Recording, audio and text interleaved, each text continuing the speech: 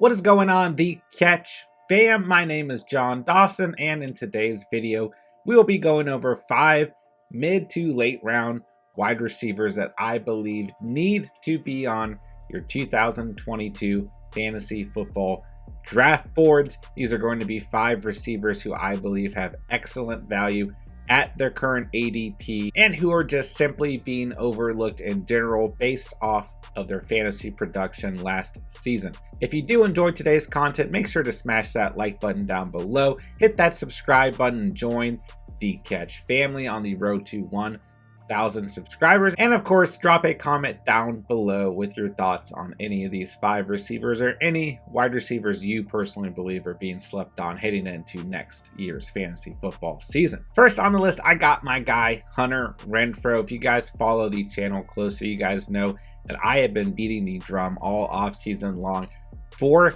Hunter Renfro from a fantasy perspective. And the main reason why I wanted to bring up Renfro for today's video is because I know a lot of fantasy managers are very worried about drafting Renfro with the addition of Davante Adams to this offense. But I personally have no issue whatsoever going out and drafting Hunter Renfro with a lot of conviction heading into next season. I think he is arguably going to be the most productive wide receiver 2 in the entire National Football League next season. When we look at what he did last year, a top 12 player in PPR scoring format, 128 targets, 103 receptions off of those targets, over 1,000 receiving yards, and 9 touchdowns. He had a monster season, and him and Derek Carr have phenomenal chemistry overall. But I really think with the addition of Adams to this offense, don't get me wrong, you can 100% argue that some of that target share is going to go down, but I believe that this is actually going to help open things up for Hunter Renfro, for him to get plenty more opportunities. And with defensive coordinators really having to worry about Davante Adams, I think that this actually helps Renfro's production overall. Listen, I get that Waller is there. I get that there's only so many targets to go around within this offense, but we've seen other teams like the Rams, the Buccaneers, the Cowboys last season really be able to spread the football around to a plethora of different players. And I think that the Raiders offense as a whole is simply going to be elevated going into next season, and Renfro is going to be a huge part of that. Looking at his current ADP and our subscriber mock drafts as well as Underdog drafts, he is an absolute steal. You can get him anywhere between the 5th and the 8th round, and I think he is a phenomenal wide receiver 2 for your fantasy roster. But even better, if you can snag him as a flex player or as a wide receiver 3, I think he holds phenomenal value, and he absolutely is a player you should be targeting moving into 2022. Next up on my list, we got my boy Darnell Mooney, a receiver who had a very productive season last year, acting as the wide receiver 1 for the Chicago Bears. We saw very little of Allen Robinson in the offense last season, and I really do believe that Mooney will be able to take a little bit of a step forward going into his junior year at the position. The nice thing about Mooney as a prospect overall from a fantasy perspective is that if you do worry about the Bears offense, which don't get me wrong, I do myself, they're definitely, in my opinion, going to be one of the worst offenses in the league next season. But at the end of the day, Justin Fields and Darnell Mooney showed some very nice chemistry last season. I do think that Fields will have the opportunity to take a step forward next year. And I think that with Fields taking a step forward, we will also see Mooney take a step forward as well. Looking at what he did last year, 140 targets, a very nice overall volume at the target number, 81 receptions, over 1,000 receiving yards, just 4 scores. So we'd like to see those touchdowns maybe get up next season. But other than that, he had a very good sophomore season, and I just love where you can draft him.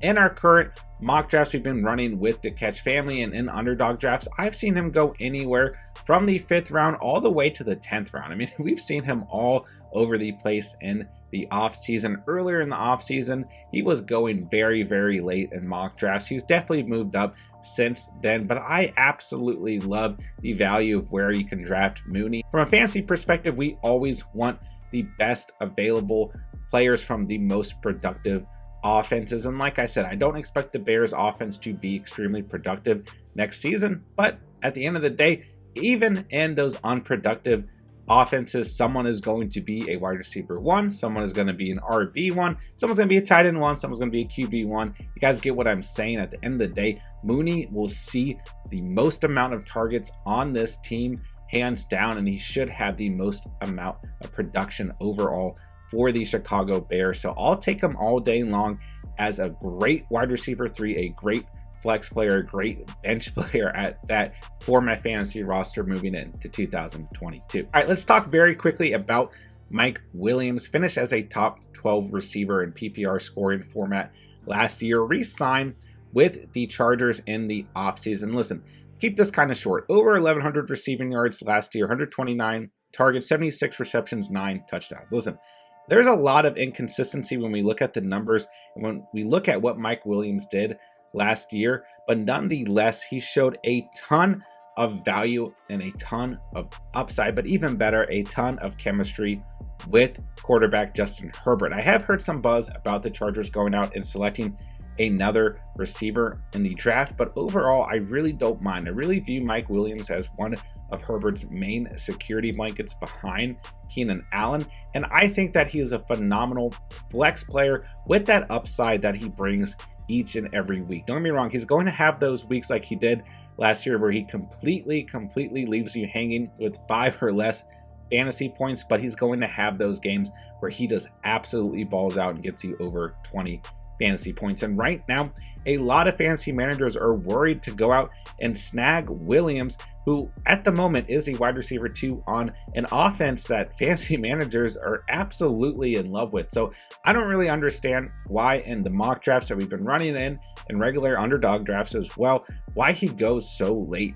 And he goes anywhere from the 5th to the 8th round, and we know that he's going to be a huge part of the Chargers offense next season. So like I said, I'll keep it short. He is going to be a phenomenal upside type player at the flex position in 2022, and I think he should absolutely be on your draft boards headed into next fantasy season. All right, let's talk about Hollywood Brown. Finished as a top 25 receiver in PPR scoring format last year. Really had a nice start to the season. Really made a lot of fantasy managers regret not drafting him after we had consistently heard about how he was going to have that breakout year after his rookie campaign. He did kind of slow down production overall from weeks 10 through week 18 of last season, but he still put up some respectable stat lines within and finished the season with 145 targets, 91 receptions, 1,000 receiving yards, and 6 touchdowns. So still a very nice season overall. Don't get me wrong, Mark Andrews is probably the wide receiver 1 on this team, but overall at the actual wide receiver position, this is our guy. Don't get me wrong,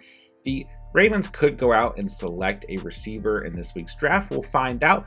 But until then, Hollywood Brown and Lamar Jackson have a very nice chemistry. And we finally saw Lamar Jackson really taking some shots to a receiver last year. And that receiver was Hollywood Brown. And at the moment, he is the clear-cut #1 wide receiver on this team. He was actually listed as a wide receiver. I 100% get that Mark Andrews is on this team. And he is going to receive a ton of targets next season, but I really like all the receivers on today's list. I really like the value of where you can go out and draft Hollywood Brown. He is going very late in our subscriber mock drafts as well as underdog drafts, and he is a clear-cut wide receiver 1. There's really nothing else to say. He is going to have a very productive year in 2022, and he should be on your fantasy draft boards headed into next season. All right, let's talk very quickly about Ronald Moore, who I think is a big gamble, but I do think that he's a gamble worth taking in deeper leagues, full PPR leagues, and especially in best ball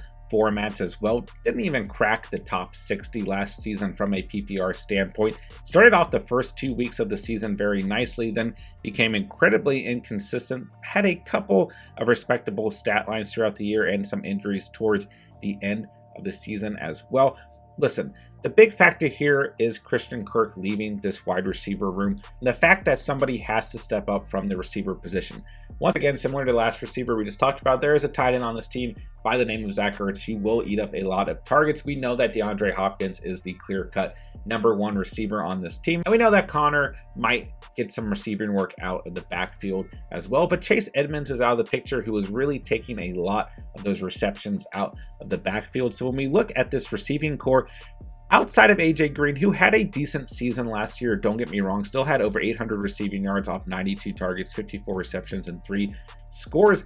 But Ronald Moore is the younger receiver, a very dynamic, interesting type of player, can do a lot of things, can run some stretch plays, can do some really interesting things, right? So overall, I like Ronald Moore as a very late round receiver to take a flyer on, because listen, if Kyler Murray is a quarterback for the Arizona Cardinals next season, someone's got to step up, right? And that offense is extremely dynamic and productive when everyone is healthy. So I think as long as Moore is healthy, he is going to have an opportunity to step up as a wide receiver too. And even if he doesn't, like I said, I think he'll be a big part of this offense, and the Cardinals will look for a lot of ways to get production out of this young receiver going into his sophomore season. In his rookie campaign, played 14 games, 64 targets, 54 receptions, 435 receiving yards, and 1 touchdown. Not a phenomenal year by any means, but like I said, I do think he's worth taking a chance on late in fantasy football drafts